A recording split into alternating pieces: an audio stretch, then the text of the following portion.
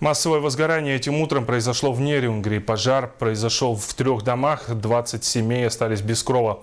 На месте ЧП побывала наша съемочная группа. В 3:23 на центральный пульт МЧС поступил сигнал с датчика пожарной сигнализации о возгорании дома по Чурапчинской 7/3. С интервалом в 4 минуты последовал сигнал еще об одном возгорании соседнего дома по улице Чурапчинская 11/1. Следом с таким же интервалом загорелся еще один дом по Чурапчинской 7/1. Людей эвакуировали с балконов. Кто успел, выбежал сам. Вышли в коридор весь в дыму, ребенка схватили, вышли на балкон, через балкон кричали: помогите, помогите. В балкон подъехала пожарная, лестницу поставили и вышли оттуда, ничего не взяли, вообще ничего. С ребенком, с 9-месячным ребенком. Огнеборцы Нерюнгринского гарнизона в течение часа ликвидировали очаги возгорания.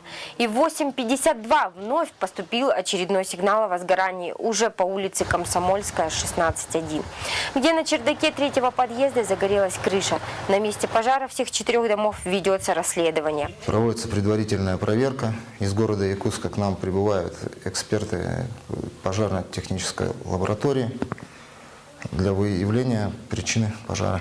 Во время пожара пострадал один человек, который был обнаружен в квартире.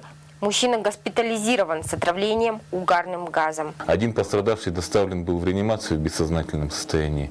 Молодой мужчина, 27 лет. Подозрение было на отравление продуктами горения. При этом отмечался запах алкоголя изо рта.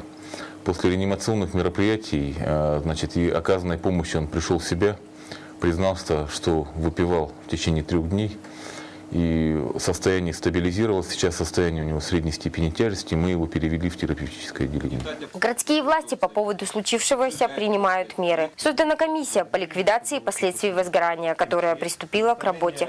Всем погорельцам предоставляется маневренное жилье и будет оказана материальная помощь.